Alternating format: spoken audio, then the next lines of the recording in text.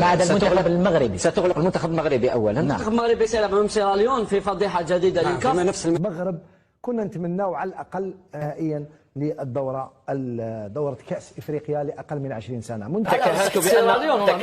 تكهنت بأن المباراة ستكون صعبة ب10 أهداف مقابل 0. أنا أيضا شاهدت منتخب سيراليون ستكون مرشحا أقوى من المنتخب المغربي. أنا لا أرى أن المنتخب المغربي قادر على مع احترامي للمنتخب المغربي، منتخب قوي جدا ولكن ترشيحات فقط. نعم. أولا لمعطيات، لست مجنونا.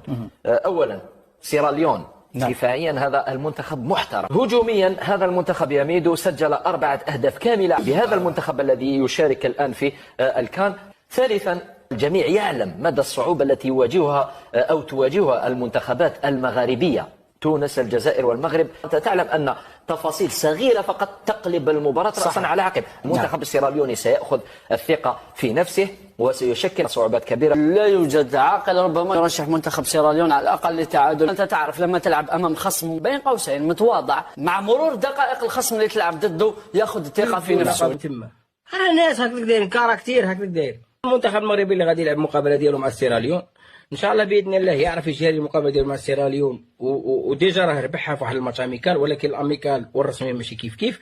عندك مقابله سيراليون تربحها تطلع لكاس العالم. من اول حاجه تضمن روحك في كاس العالم، نطلع للدومي فينال. ابري الدومي فينال سواء غانا سواء ميسر سواء اللي جا في الدومي فينال عرفت تجاري معاه دفاع بلوك وضرب